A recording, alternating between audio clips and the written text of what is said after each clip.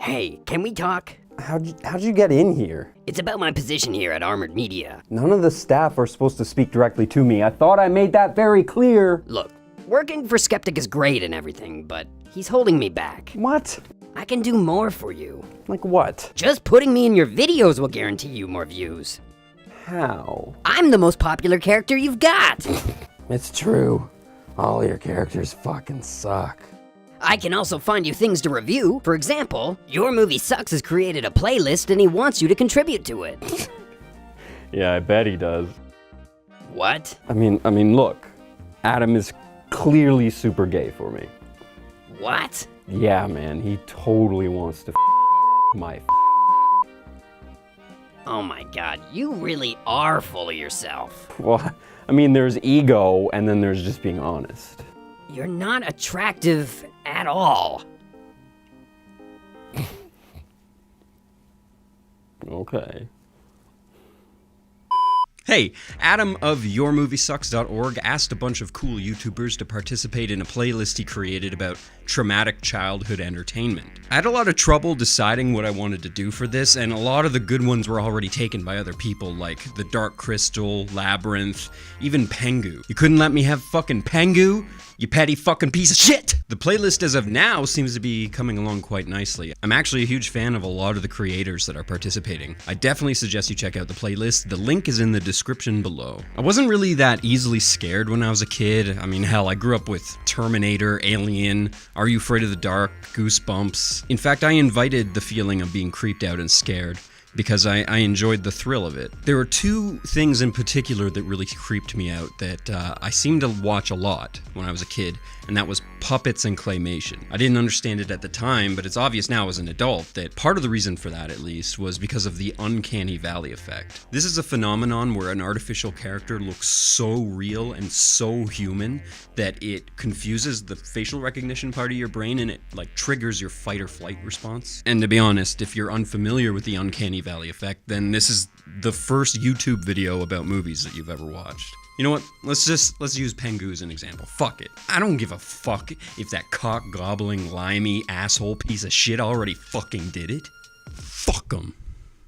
Pengu's dreaming that he has lost all of his agency. His bet is alive and is taking him out in the wild and basically presents him to a giant sea lion. Look at him. Look at this fucking sea lion. It looks and sounds exactly like a human man.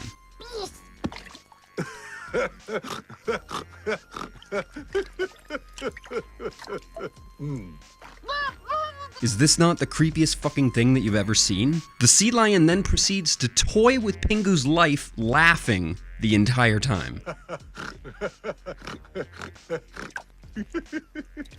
What the fuck? Who would put this shit in a kid's show? One of my favorite shows growing up was a somewhat obscure stop-motion animated series called Bump in the Night, which ran for 2 seasons between 1994 and 1995. It was a children's horror comedy series that essentially featured 3 main characters, Mr. Bumpy, Squishington, and Molly Coddle, portrayed by seasoned voice actors Jim Cummings, Rob Paulson, and Gail Mathias. It was set in a little boy's bedroom, and most of the characters are monsters or toys. Most episodes were made up of 2 or more individual stories, and also featured other segments like Karaoke Cafe. I actually forgot about this part, I'm just remembering this now for the first time. Well, we can't salute you, can't fly the flag. If that don't suit you, that's a drag. Oh man, this is awful. I remember this now. I remember that I hated it. I mean, look at it. Mr. Bumpy usually sings some random song that has no real significance, and while he's singing, they show random clips from other episodes, like they'd show things happening that are kind of similar to the words that Mr. Bumpy is singing. No more pencils, and there ain't no more books. No more teachers. Dirty looks. Oh my god, this is actually awful. I've talked about stop motion animation in the past, and I'm sure that this show has a lot to do with the reason that I enjoy it so much. Stop motion, or claymation as some people call it, it gives the creators a lot of freedom to create like outlandish and implausible things, and because it is a physical character that they're molding and a physical background, it still kind of grounds the animation in reality and makes implausible things seem a little bit more real. This makes stop motion a perfect medium for the horror genre. Twisting and warping realistic characters can really creep the audience out. Like one of my all-time favorites, Tim Burton's Nightmare Before Christmas.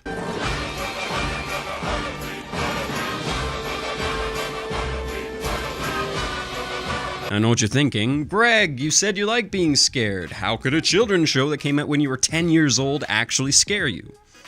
Well, there was one episode that was a little bit different. There was one episode that changed my life forever. An episode called Farewell to Arms. We begin with Molly Coddle, a doll that's in most episodes. We don't always see her, because she actually lives in another bedroom. Suddenly, a little girl storms into the room, screaming and crying that she skinned her knee. Molly gets into character, eager to play her role as a comfort doll. There you are, Molly. But then the little girl immediately starts to rip Molly up and tear her arm off. What the fuck? She then emotionlessly drops Molly and leaves the room screaming. Can you fix something for me? Molly is understandably distraught. Wait, what about me? Sometimes I just feel so powerless. Oh yeah?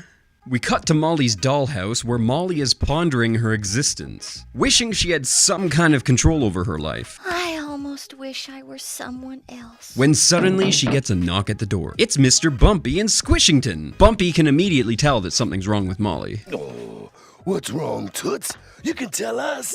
We're the ones who loves you. Really resonate with this character. Bumpy and Squishington offer to help Molly feel better and ask her what's wrong. Molly explains that she's treated like she's nothing, and explains how helpless and worthless she feels now that she's been discarded and left with only one arm. Bumpy gets an idea. He returns with a box, and he pulls out a big, long, floppy, hairy monkey arm. Molly tries it out and doesn't like it until suddenly... It's awful. Gosh, this arm is powerful. It makes me feel really strong, not so helpless. I like it. Get it? Like, she was literally just complaining that she feels powerless, and now she feels powerful? That's some great storytelling right there. Whatever, fuck off. It's a kid's show, what do you expect? Molly becomes drunk on power immediately and asks Bumpy and Squishington to help her find another arm. Bumpy says that he knows something that might work and suggests that they go over to the Cute's house. The Cutes might have an extra arm you could use, just until you... Ow! The Cutes are basically like Barbies. Over at the Cute's house, Bumpy points out that there is an umbrella that would work out, but Molly ain't having none of that shit. Look at her. She literally just got a monkey arm, and the bitch is already evil. Molly points out a hairdryer.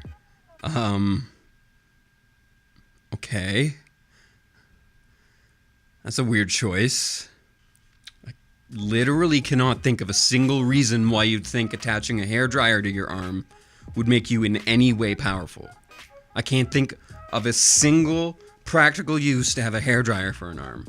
Whatever you think works. Bumpy tries to talk her out of it. You sure you wouldn't rather have a curling iron or something more feminine? Why do I like this guy so much? Molly just snatches it from him, and then she immediately uses it to fuck up Mr. Bumpy. He begs her to stop, and she doesn't. Medium, low, and high. Hey, cut that out! The hell? Isn't he your best friend? The only thing that stops her is her fear of getting caught. Squishington cries out that the Cutes are coming home. Now Molly turns off the hairdryer, and the three of them escape into the little girl's bedroom. Oh, hey, watch where you're pointing that thing, Molly!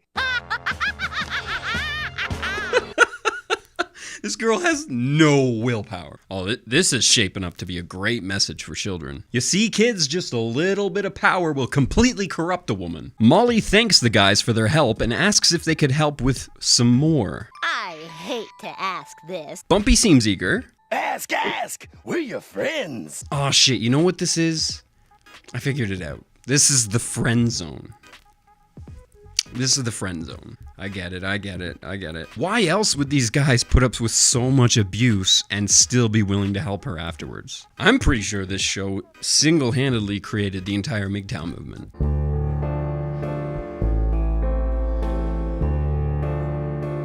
Molly says that she wants new legs. These legs have gotta go. So Squishington says, I think you have great legs. oh my god, yep, friend zone. I called it.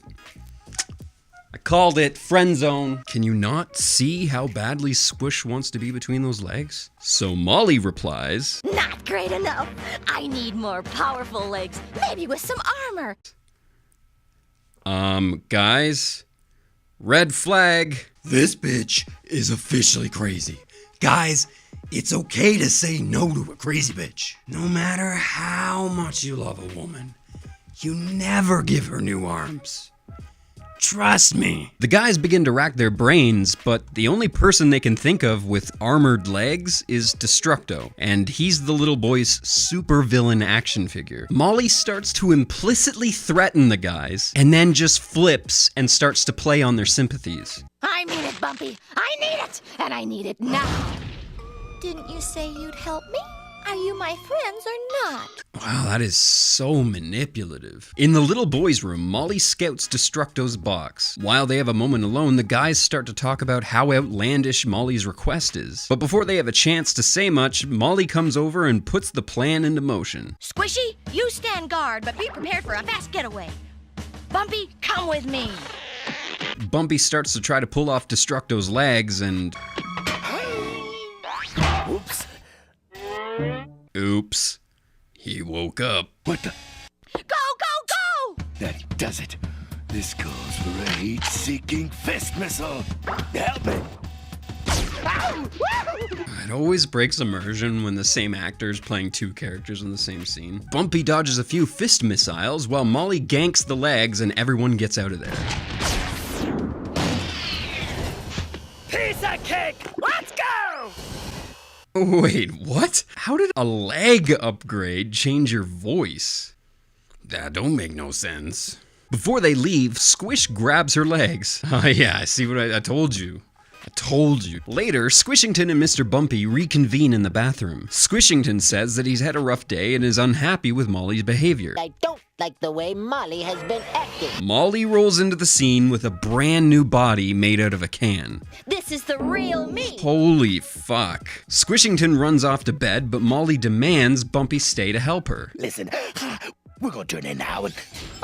Well, I wouldn't say I was exactly happy. This is the moment when Mr. Bumpy finally realizes that Squish was right. Molly has changed, but it's too late. No way, huh? No way. Don't get excited. Yes, that's right.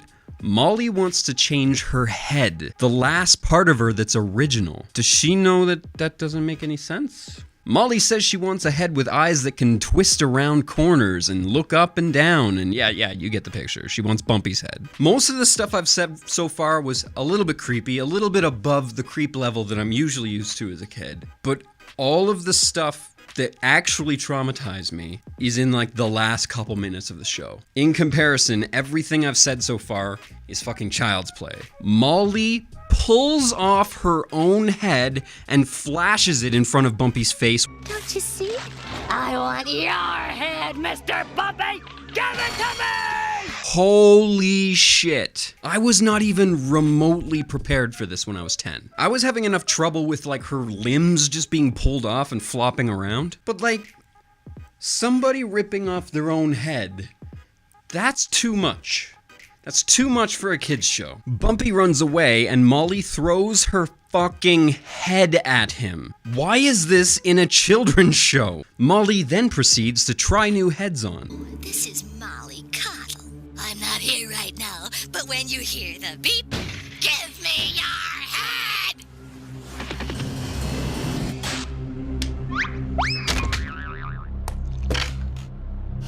I'm sorry. This isn't a dream sequence? This is consistent with the logic of your universe? Yeah, yeah, okay. I'm sure I'll grow up totally well-rounded. I'll be fine. Yeah.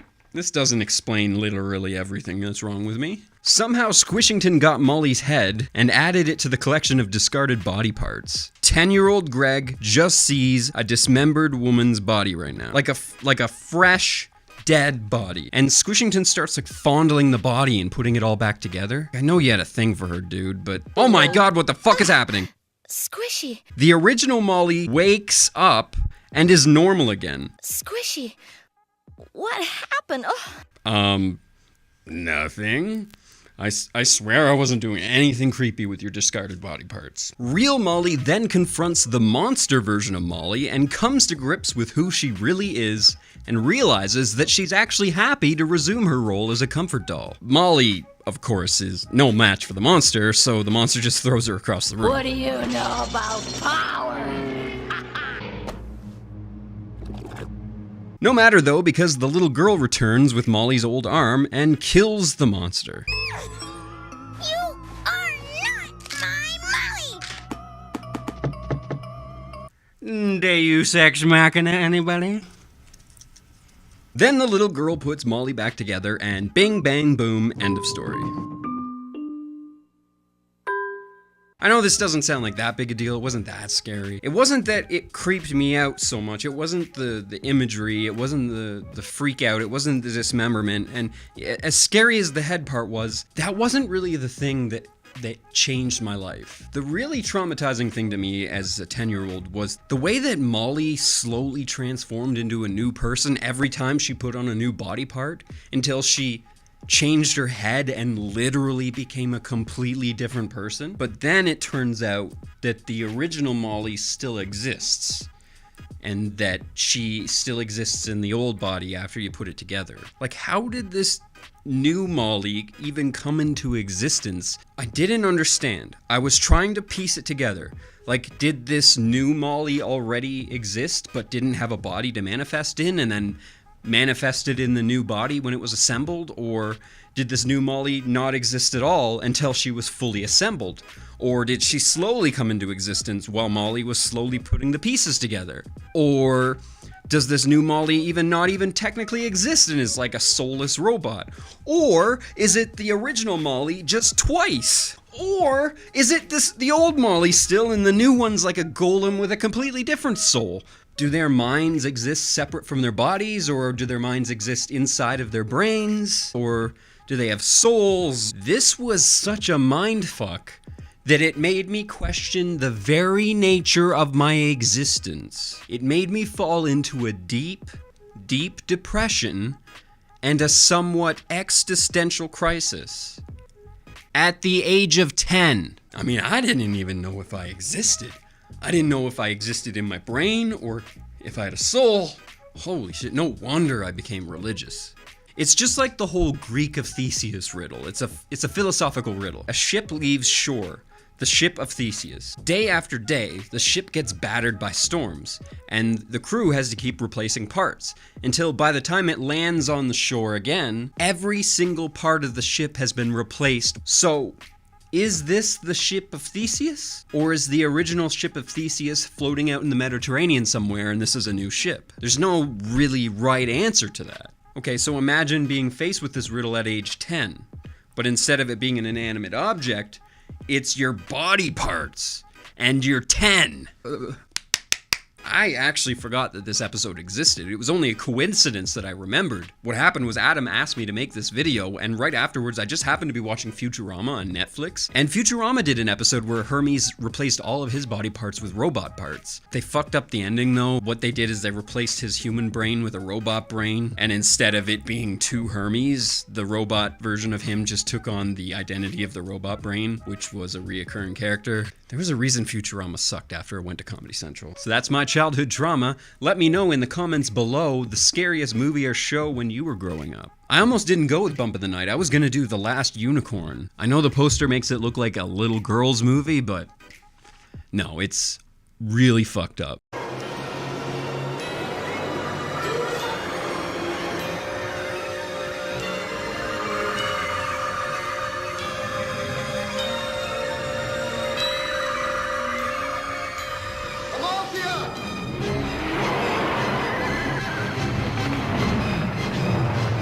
Like I said, this video is going on a playlist on yourmoviesucks.org's channel, and there's a bunch of other YouTubers that are participating. I'm sure you've heard of most of them, and I've mentioned quite a few of them before, but there's a few that I haven't mentioned on this channel. For example, Quinton Reviews.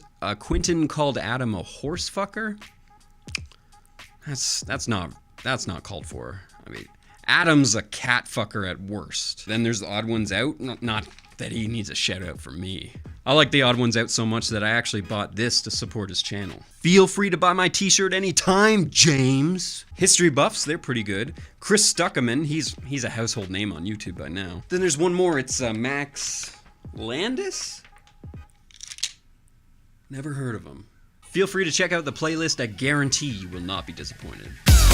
Thank you for watching. If you like what you saw and you'd like to see more Armoured Media, please like, comment, and subscribe. If you absolutely love us, you can support us on Patreon, or if you have a passing affection for us, you can buy our merch. Links are in the description.